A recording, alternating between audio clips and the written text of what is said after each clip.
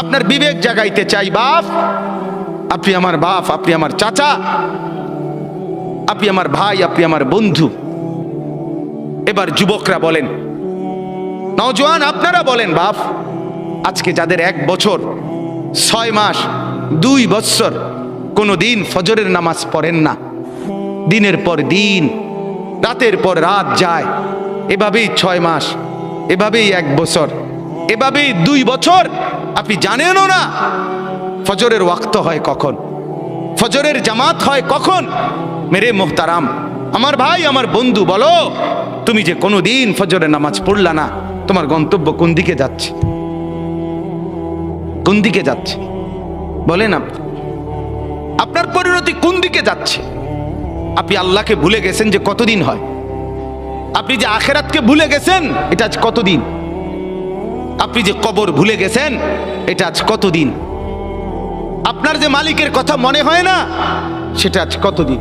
গোটা পৃথিবী দেখছে, আপনারাও দেখছেন। আল্লাহর দোহাই, আমি হাত ধরে ধরে প্রয়োজনে একজন একজন করে আপনার পায়ে হাত দিয়ে বলবো, আল্লাহর কসম, ফজরের নামাজ, ফজরের নামাজ, ফজরের নামাজে অভ্যস্ত হন মুসলমান। এটা আমরা আগেও বলছি বারবার। কোরআন এবং সুন্নাহর বক্তব্য হলো ফজরের ওয়াক্ত ইনকিলাব, ফজরের ওয়াক্তে আল্লাহ তাআলা বারবার আযাব দেয়, ফজরের ওয়াক্তে আল্লাহ তাআলা বারবার বিজয় দান করে।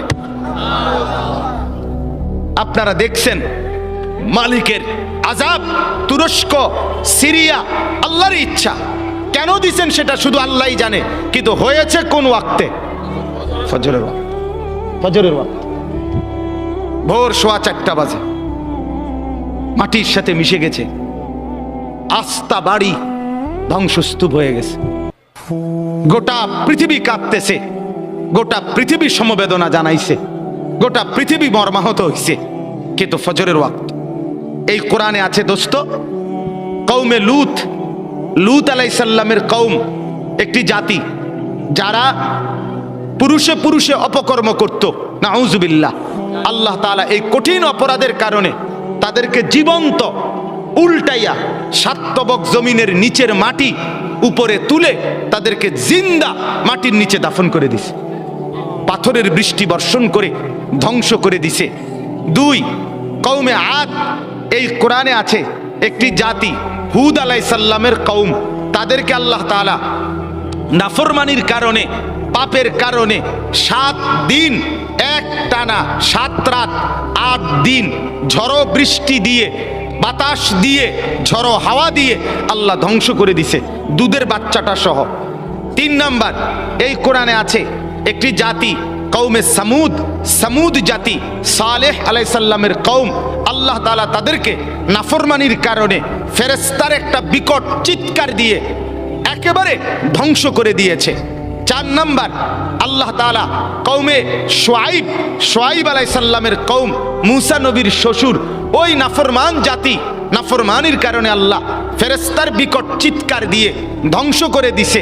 আল্লাহর কসম, কোরআনে আছে এই 4টা সম্প্রদায়, কওমে লূত, কওমে আদ, কওমে শুআইব, কওমে সালেহ, মানে কওমে সামুদ যেটাকে বলে, এই 4টি জাতিকে আল্লাহ জীবন্ত মেরে ফেলছে ফজরের ওয়াক্তে, ফজরের ওয়াক্তে, ফজরের ওয়াক্তে।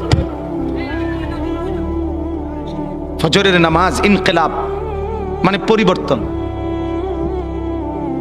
ফজরের ওয়াক্তকে ওয়াক্তুল ইনকিলাব বলে। আপনারা তাকায়েন না পিছনে, ওরা জায়গার চেষ্টা করতেছে, শুনেন মনোযোগ দিয়ে। এই ঠিক করতে করতে টাইম শেষ হয়ে যাব, আল্লাহ ভরসা। গুছাইতে গুছাইতে দেখবেন মুনাজাত। বলতেছি আপনার ওয়াক্তুল ইনকিলাব, পরিবর্তনের সময়। যুবক বন্ধু, আপনি বলেন, এই ঘুমন্ত মানুষ, কোরআনুল কারীমে আছে, আমিনতুম মান ফিস সামাই আন ইয়াখসিফা বিকুমুল আরদা ফাইদা হিয়া তামুর। তুমি কি বান্দা রাত্রিতে ঘুমিয়ে নিজেকে নিরাপদ ভেবেছো ওই আল্লাহ থেকে যিনি আসমানে আছেন, তিনি ইচ্ছে করলে জীবন্ত ঘুমন্ত মাটির নিচে ধসাইয়া দিতে পারে। আম আমিনতুম মান ফিস সামাই আন ইউরসিলা আলাইকুম হাসিবা। আল্লাহ বলে, তুমি কি নিরাপদ ভেবেছো ওই আল্লাহ থেকে যিনি আসমানে আছে, যে তিনি ইচ্ছে করলে পাথরের বৃষ্টি বর্ষণ করে ধ্বংস করে দিতে পারে। আল্লাহ কোরআনুল কারীমে বলছে, আফা আমিনা আহলুল কুরা আন ইয়াতিয়াহুম বাসুনা বায়াতান ওয়া হুম নাইমুন। সূরা আরাফের আয়াত। আল্লাহ বলে, বান্দা আমি আল্লাহ থেকে নিজেকে নিরাপদ ভেবো না, হতে পারে আমি তোমরা সবাই ঘুমন্ত, এই অবস্থায় আমি আল্লাহ তাআলা ধ্বংস করে দেব। ঘুমন্ত মানুষগুলোকে আল্লাহ তাআলা 7.8 মাত্রার ভূমিকম্পের এক ধাক্কায় দাফন করে দিছে, দাফন করে দিছে। অতএব আবারও আল্লাহ নিজেকে দেখাইছে, চিনাইছে, বান্দা তুমি বারবার অল্প অল্প মাঝে মাঝে আযাব দিয়ে আমি রব্বুল আলামিন তোমাকে মনে করাই লাআল্লাহুম ইয়ারজিউন, তুমি যেন নাফরমানি ছেড়ে আমার কাছে ফিরে চলে আসো, ফিরে চলে আসো। অতএব এই আয়াত আল্লাহ কি বললেন? মনের চাহিদা, মনের চাহিদা। অসংখ্য অগণিত যুবক সারা রাত মোবাইলে উলঙ্গ ছবি দেখে, তো এটা কি প্রমাণ করে না সে তার মনের চাহিদার অনুসরণ করে? কথা বলেন না কেন? অসংখ্য অগণিত বোন সারা রাত পরের ছেলের সাথে অবৈধ প্রেমের আলাপ করে সারা রাত, তো এই বোন কি মনে হয় আল্লাহকে খোদা মানে না মনের চাহিদাকে খোদা মানে? তাইলে আজ 30 বছর বাজারে ব্যবসা, আপনার ইনকাম, আপনার চাকরি, আপনার কামাই, আপনার রোজগারি হারামের উপরে। মিথ্যা বলেন, ধোঁকা দেন, ওজনে কম দেন, অবৈধ উপার্জন করেন, সুদের লেনদেন করেন, ঘুষের লেনদেন করেন, ছাড়বেন কোন দিন? বর্জন করবেন কোন দিন? এই নাফরমানি ত্যাগ করবেন কোন দিন? আজ কতদিন গুনাহ লম্বা করলেন? এটা প্রমাণ করে আপনার খোদা আপনার মন, আপনার চাহিদা, আপনার নফস, আপনার খেয়াল, আপনার খুশি, আপনার অবৈধ কামনা বাসনা। নাউযুবিল্লাহ। এবার আসেন পরের কথা। তাহলে এই কথাটা বুঝছেন যে গুনার উপরে দীর্ঘদিন চালু থাকে, চলমান থাকে, মূলত তার খোদাকে তার মনের চাহিদা। বলেন কি?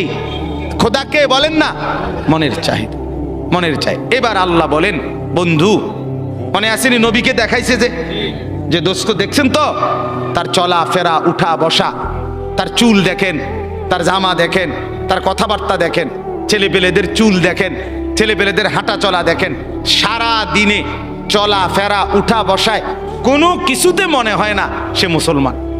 তার আখিরাত আছে, তার আল্লাহ আছে। হায় হায়, বল না বি ভুল গিয়া, বলছে যে এটাও ভুলে গেছে, মনে নাই যে এটাও মনে নাই, মনে নাই যে এটাও মনে নাই। কতদিন হয় ভুলে গেছে সে মুসলমান, কতদিন হয় সে নাফরমানি আর গুনাহটাকেই মজা বানায় নিছে। তো আল্লাহ বলেন, এমন ব্যক্তিকে যে তার মনের চাহিদাকে খোদা বানায়, আমি আল্লাহ তাকে 3টি শাস্তি দিয়ে থাকি। নাউযুবিল্লাহ। কয়টা শাস্তি? বলেন বলেন, কথা শেষ করে ফেলবো। কয়টা শাস্তি দিয়ে থাকি বলেন? 3টা শাস্তি। তাহলে আগে বক্তব্য আবারও বুঝলেন যে তার মনের চাহিদা মতো চলে, খেয়াল খুশি মতো চলে, আল্লাহর বিধান, আখিরাতের বিধান, পরকালের হুকুম, কোরআন সুন্নাহর কোনো বিধান এগুলো মানতে চেষ্টা করে না। মন যা চায়, স্ত্রী, ছেলে, মেয়ে, ঘর, পরিবার, নিজের জীবন, আয় উপার্জনে মনের খেয়াল খুশি মতো চলে, আল্লাহ বলেন আমি তাকে 3টা শাস্তি দেই।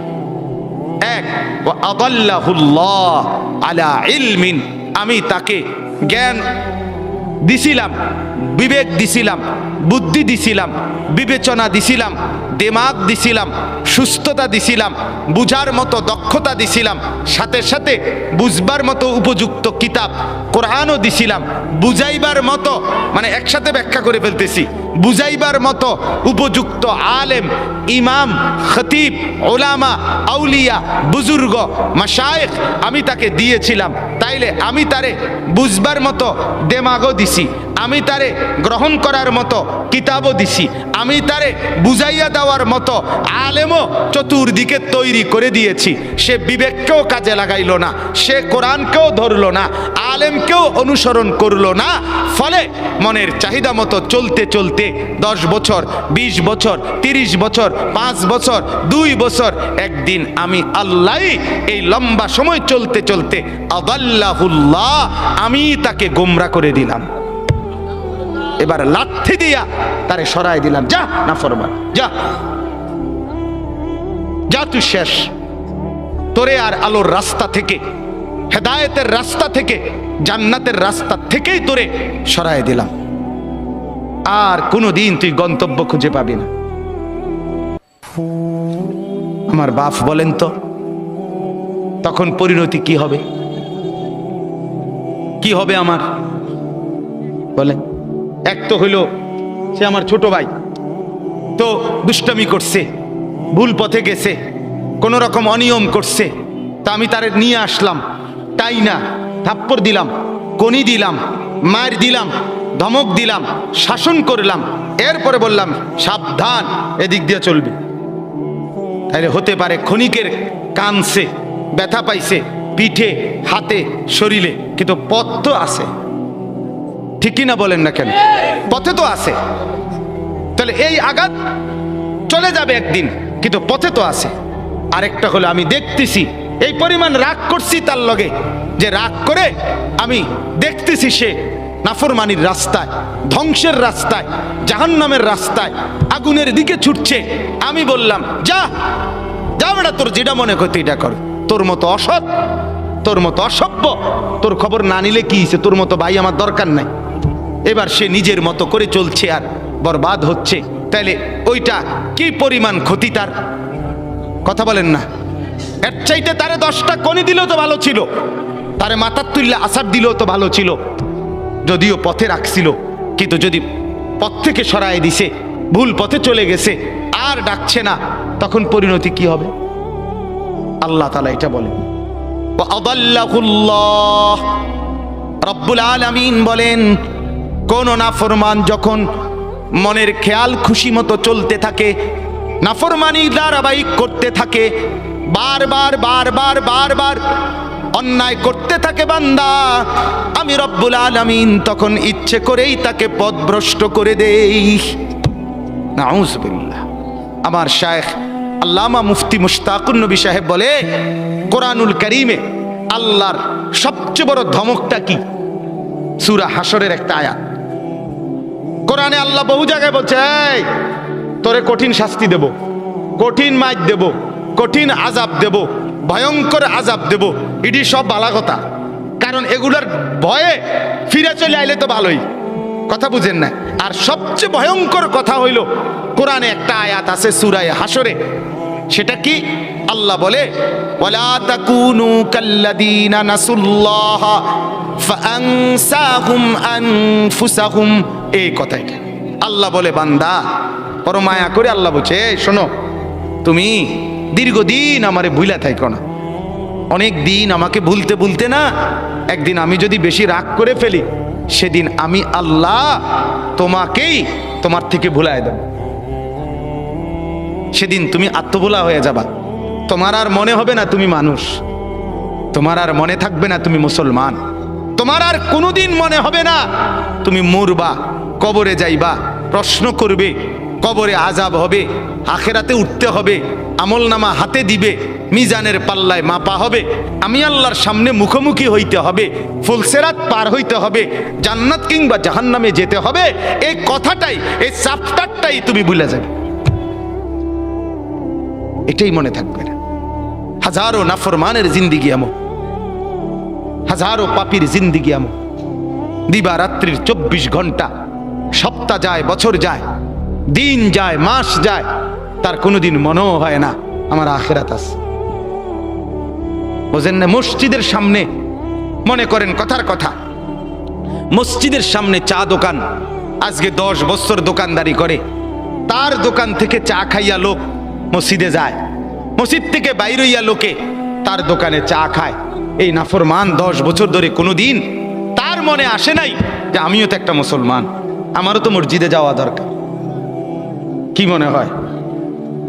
কি মনে হয়?